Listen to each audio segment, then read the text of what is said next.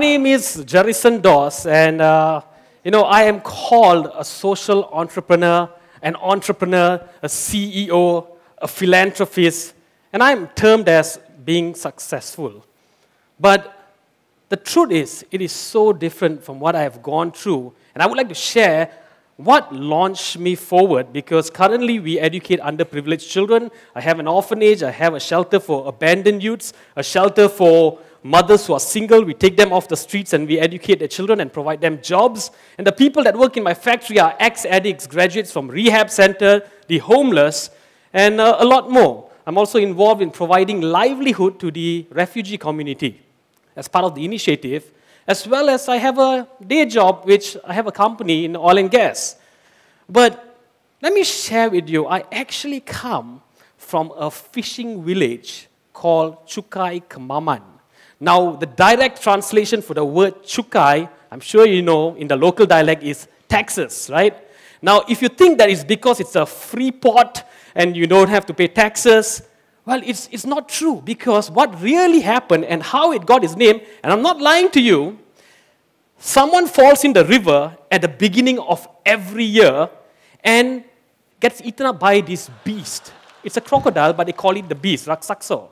And human became taxed to the crocodile that eventually led towards the name Texas Chukai. Now, what was also different about the town that I grew up is there was a different type of beast. And this beast gobbled up dreams. The society was such that they believe that when you grow up and if you have all these ideas of success and trying to achieve big things, something is not right. You're going to get really disappointed. Don't dream too big. I can still remember the first time when I was told to write an essay of my dream house, and this is back in 1983. And I indicated that my dream house, the whole entire house will have air conditioning and a swimming pool. That essay was flung to my face, and it said, don't build castles in the air. And it was just a society that whenever you tell that, I want to do great things, no, great things are for people in Kuala Lumpur, the city. We are just village people. We're going to live here, we're going to grow up here, and we're going to come back here, right? So don't dream too big, you'll be disappointed. And I kept on believing, because one of the biggest person that was closest to my heart was my mom, but she was always afraid that I would be disappointed when I don't achieve my dreams. She was always very protective. So it changed, and you'll be surprised. One day I went to this night market, and there was this toy store, and this is 1983, fishing village. I saw this car toy. It was a sports car, it was red in color, and its doors went up. Now, I have not seen that ever. A car, red sports car, doors went up, and I told my dad, you've got to get this toy sports car. You got to get it. And it was this toy sports car. And I took it to school, and I showed all my friends, check out this car. And of course, to them, it was quite foreign because no one had seen it, and we only had like 2 channels back then. So, and no magazines to know what a Lamborghini Countach or even this toy was. And everyone was so drawn that I decided, you know what? We're going to build a sports car. So I'm at 10 years old telling everyone we're going to build a sports car. So how, for children, how to build a sports car, get some, firecrackers and moon rockets, strap it onto a car and probably lift up. And we needed funding, so everyone started giving their pocket allowance to this little club of mine to build a sports car. In fact, I almost detached my dad's Mazda 323 thinking that, we just put a hinge so that the doors would go up. So that was my journey to becoming an entrepreneur, because I was able to influence them to believe in my dream, to build a sports car. And it's supposed to fly, right? So how do we make it fly? But in this society, the beast always reveals itself. Because then we realize that children were not having their breakfast in school, and the parents came to know that Jerryson was extorting. I like to call it funding, but they call it extortion. So my little club was shut down. The principal came to know about it, and my parents were called to the school because I was extorting everyone for their pocket money. So one of the things my mom asked, why did you do that? Is because I wanted to build this sports car, this toy sports car. I just have all these dreams of being great one day, and I'm driving in this car, and it's going to fly. And this was her exact words for me.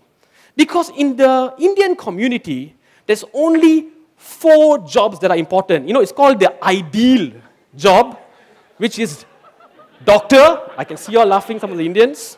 Second is engineer. Third is accountancy. And if you can talk a lot, lawyer. Okay? So if you become a doctor, it's funny that in Chukai Kemaman, this place, all the Indian doctors drove a Volvo. All the Malay doctors drove a BMW, and all the Chinese doctors, they drove a Mercedes.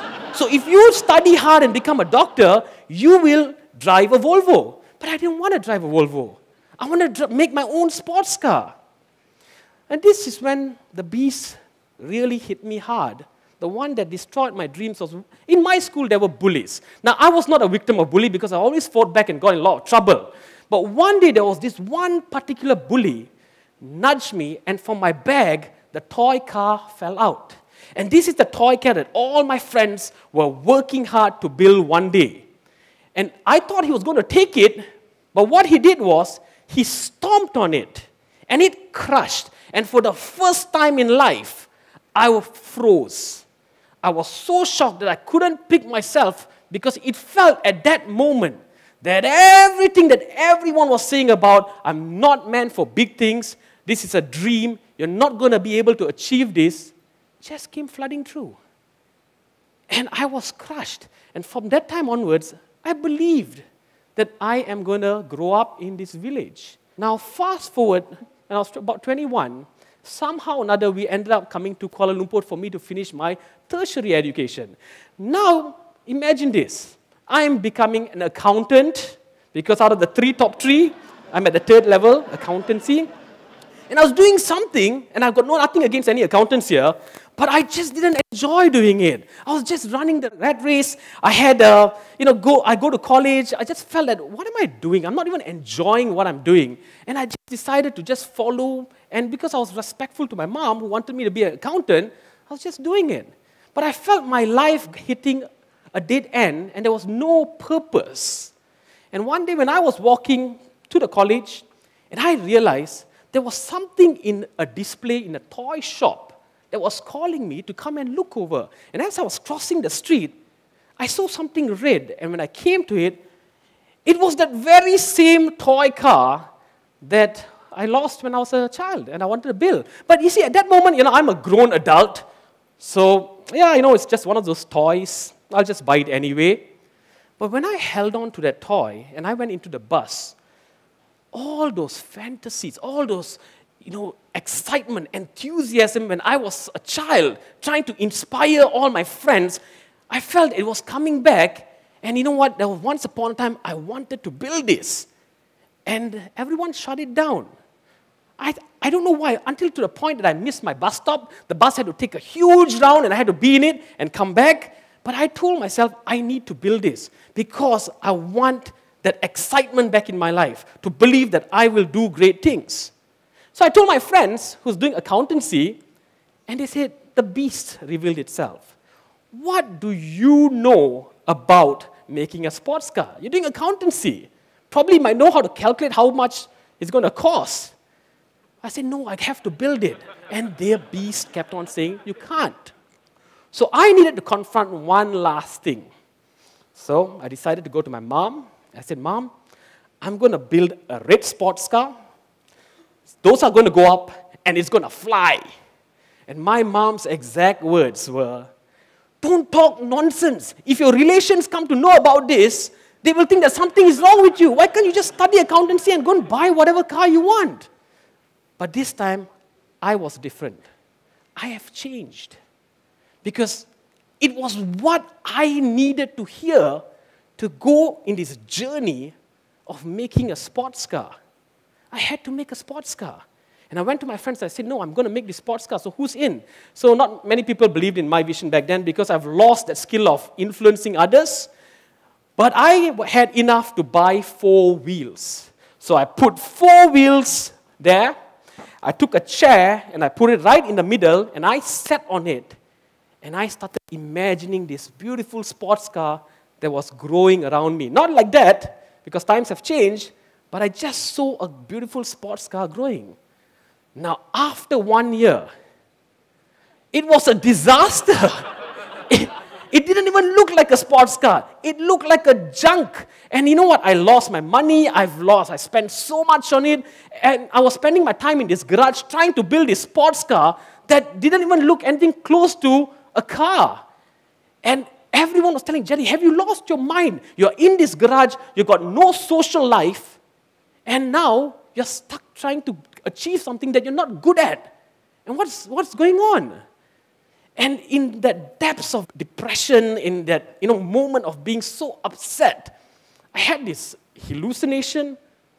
I actually saw my younger self on the side. And I took that tire and I slammed it onto the bonnet because I was so angry. And I looked at the child. It was my younger self disappointed with me because I'm giving up on his dream. He imagined me growing to be great, to be building a sports car. Red, those goes up. Fantastic. But now, look at me. I'm just doing something that I didn't enjoy. I'm stuck. And on that night, I decided to make a commitment that I'm not going to do this for myself, but I just don't want to disappoint my younger self. Now, I was angry because why did you have to dream something so big that is so hard to make? But I decided I'm going to make it. And I went through the toughest time for the next 3 years trying to build a sports car. And ladies and gentlemen, I would like to introduce you to the beast that I slayed.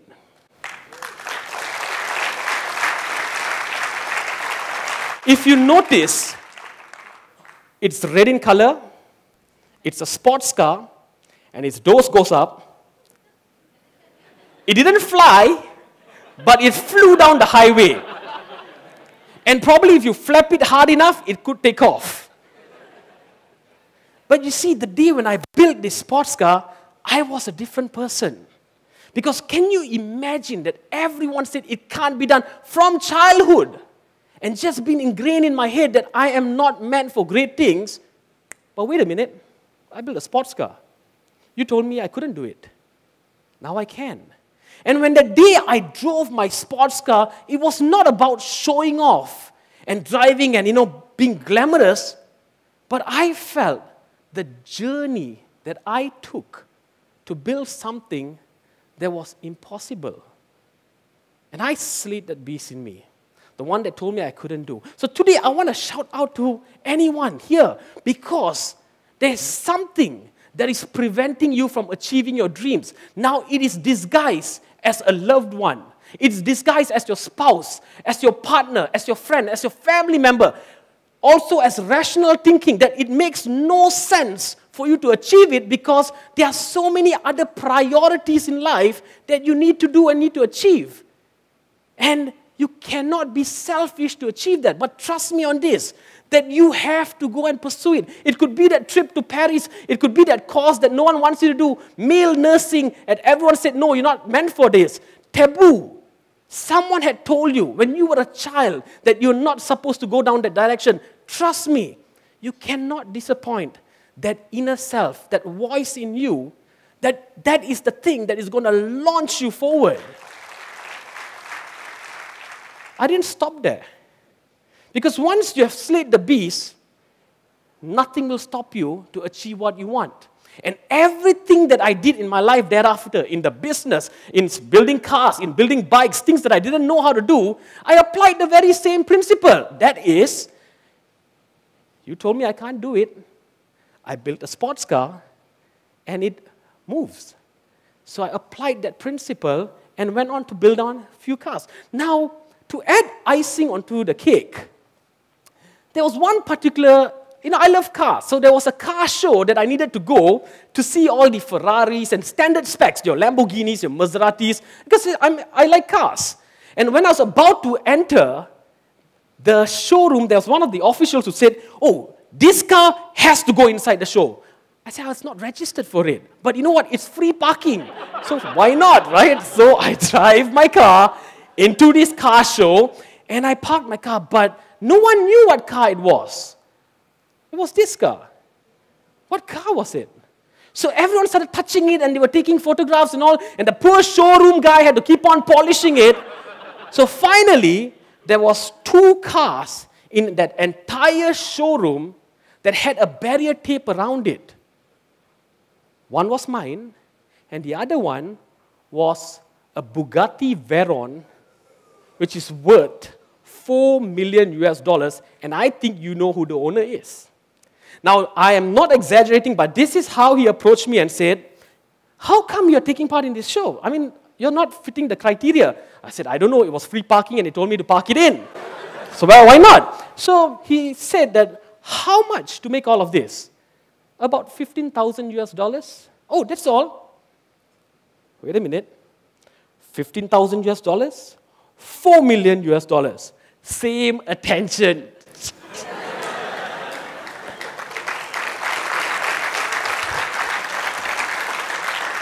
You see, did it win the first place? No. Was it sold for $14 million? No. Did it appear in any magazines? No. Did it appear in a Fast and Furious show? Not yet. But you know what?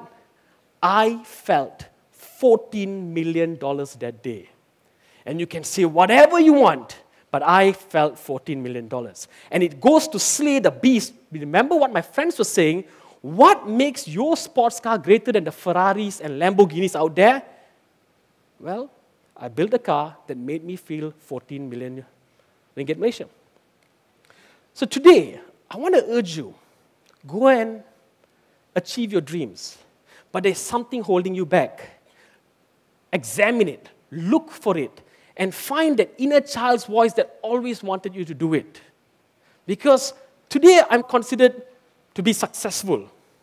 I really don't know the definition of being successful, but I stick on to one way to measure it. You see, success is not about being better and aspiring to be better than someone else. It's about being better than your former self. As long as you can do one thing better than you did yesterday, you are moving forward. And when you move forward, after a year, look back. You will see what a great achievement it's been. So I have slayed my beast. It's time you slay yours. My name is Jerryson Doss. Thank you.